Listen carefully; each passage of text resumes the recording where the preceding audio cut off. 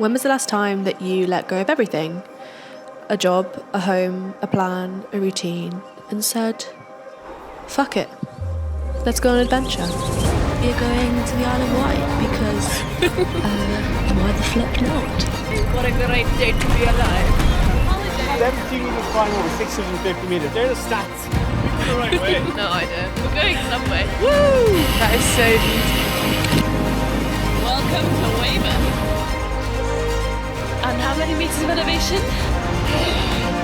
I just feel so alive.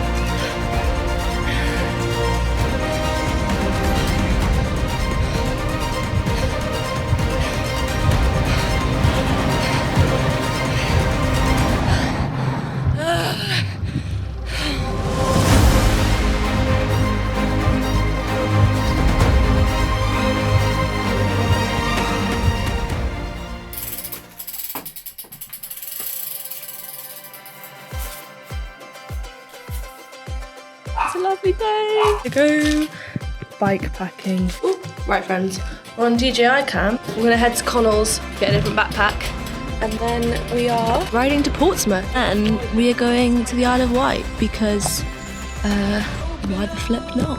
Guys, what a great setup we have. Laptop, iPad, charger, baguette. Don't fall, Laura. Please don't fall, because the cinema camera is in there. Let's go to the Isle of Wight. Richmond Park, past Kingston. Welcome to Surrey. So this story is set in the middle of May in the United Kingdom. A month ago, I left my pretty intense London management consulting job to live a life of adventure and to run around with a camera. And now somehow I found myself between a van trip to the Alps and a cycling camp that I've organised in Mallorca. So when a filmmaking friend of mine, who's also recently gone freelance, asked if I wanted to go on a little bikepacking trip down the southeast coast in the middle of the working week to just play with our cameras, be outdoors and make a little movie, of course I said yes. So peaceful And here is the movie.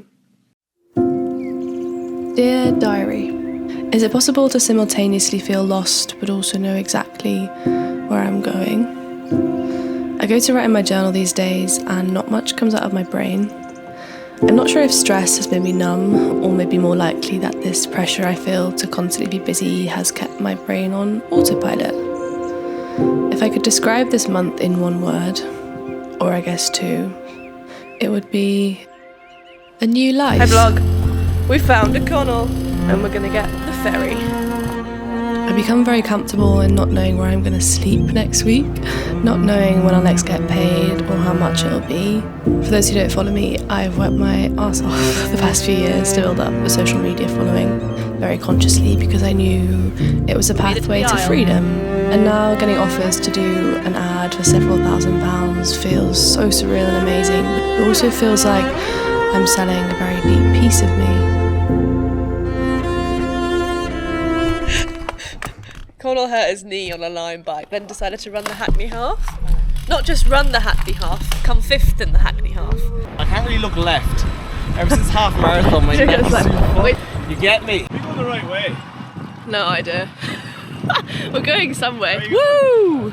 No phones, just vibes. I think it's this way. We found the sea! I'm sure I'm overthinking it, and I never thought I'd be making this much money so soon after leaving my job. But I guess I'm figuring out how to monetize my skill and my passion in a meaningful way, because I don't feel like an influencer. I feel like a videographer, an editor, a storyteller, and ultimately, that is what I want my legacy to be. Anyway, back to the trip. Good morning, vlog. It's raining, which is not boding well. The laptop in the old backpack situation. We're about to get some naughty scran. We are doing lots of cycling today. Let's go. Welcome back to another episode of Cycling in the Rain. So maybe I should tell you more about this trip. On day one, I had possibly one of my top 3 days ever on the bike. I rode from London to Portsmouth solo on a beautiful sunny day to meet Conall at the ferry and go across to the Isle of Wight. But day 2, we woke up to this, torrential rain, which I can't say was making vibes high for the 120k route we had planned. As we got the ferry back to the UK mainland, the main thought in my head was that this, doesn't feel like real life. Before we got on the boat, I'd had a call with a brand, standing in the rain outside of a pub to plan a potential partnership. I think something I've just really strived for the past few years has been freedom. Even when I was working my consulting job, I would stretch the boundaries of what was possible. I'd work from cafes next to the pool so I could swim at lunchtime. I'd work on my way to an airport or from training camp in Spain. Sun's back out, so the cameras are out. Hell yeah. And I think as someone who wants to make the most of every second of their life, I wouldn't choose all the money in the world over autonomy. Like this day was a random Wednesday. The D's parked, so we're gonna go to the train station. I was in Devon with a guy that I'd actually just met. Conall and I know each other through a friend, and unless you count briefly meeting at a house party, this trip was our first interaction, which honestly makes me think a lot about friendship. It's not genuinely online. Genuinely. I feel as comfortable with Conall as I do some of my closest friends. We are en route to our gaff in Weymouth. Blue sky's coming. It's number plate. Juicy hot. Something hot. That's me. Maybe because we're from similar backgrounds, or maybe because we're both artists. We find beauty in the ordinary, we seek connection, and we love life. So, unboxing video. What we got? We got a fresh lemonade, red show. We got 4 ketchups, 50p each. Chicken, some of that. Chicken nugget. Fish. We got chips. Chips. What's that? Got sweet corn. Oh, the frozen sweet. Get a bit of that on me. You're sorry. She said you're lazy.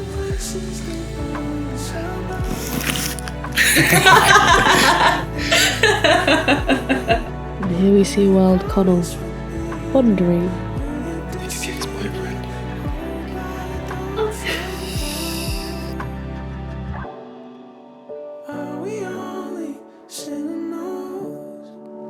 Are we ever coming home? At times I wonder, help me understand.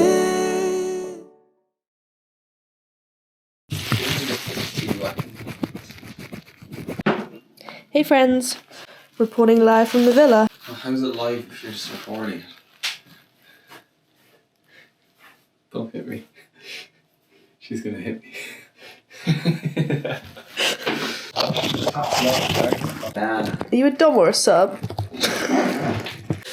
What are you saying? Okay, I don't know any of these words you're talking about. A dom or a sub? You know what that means. No. Really? Yeah, what is it? Some British thing, isn't it? Some fucking Are you British dominant or submissive? thing. Oh, dumb or so? No, I'm not into that kind of stuff. I'm into just staying. Just plain old fucking missionary. No, the old. Jeez, I wouldn't touch the old sex now. Jesus wouldn't allow that now. You need to just relax. What? Take a chill pill. I'm always chill. And just for once stop thinking it's sex. It's pretty much a permanent state actually. It's warm. It's roasting. There we go. It's beautiful! I was today years old when I discovered how beautiful the southwest of England is. Oh wow! I kept having the same thought whilst on the bike on this trip, that previously I had loved France and Spain because of how great the roads and the weather are there compared to the UK. But this trip made me realise that all along I wasn't comparing them to the UK. I was comparing them to London, a place I've now lived at least in part for 5 years, and a place that I'm realising increasingly fills me with anxiety, an unnecessary sense of urgency, and a pretty permanent level of baseline stress. Is it recording? I don't know, I can't tell. You not see the red button? I don't think it's on. Hey guys, so we're here on the 5th out of 8 climb. Big, dark red one. 8% currently, 10% average remaining. 72 metres climb over 650 metres. They're the stats. We're going to keep going, feel the burn, and hope that my knee doesn't give in, because currently it's fucking sore. In all honesty, I'm finding it really hard to leave London for good. It's a city with all of my friends, the events, my group rides. London is now my home. And whilst my long-term goal is to buy a flat there whilst also having a van, I need to leave in order to achieve that. So for the next few months, I need to learn to say no. Because whilst you definitely can have anything, you can't have everything. And you certainly can't have it all at the same time. Good shit, pure sport. Nasty crash, 100 kilometers an hour. I think you got out of there alive. We seem to have run into an obstacle. It's a good day to be alive. Let's climb what, 6 out of 8? We've done like 70k, but with like nearly 1400 meters of elevation with all of our stuff. So I'm a little bit tired. 35%.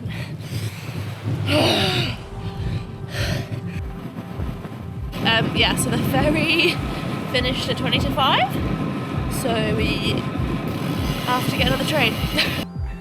To the train. Random town ever. Yeah. I nearly left my phone on the train. Liability.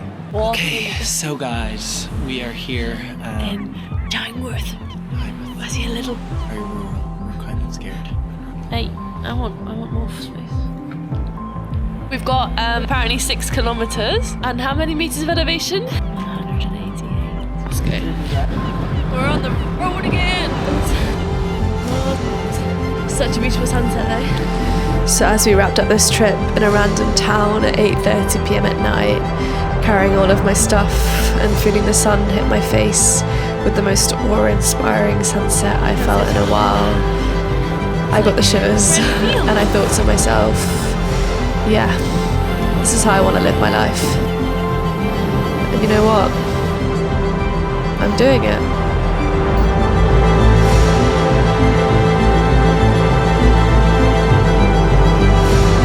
We made it to our final resting place, a hut. We've got soap, a bath mat, and well, not a bath mat, the opposite of bath mat, not the fluffy one, the one that you put in the shower.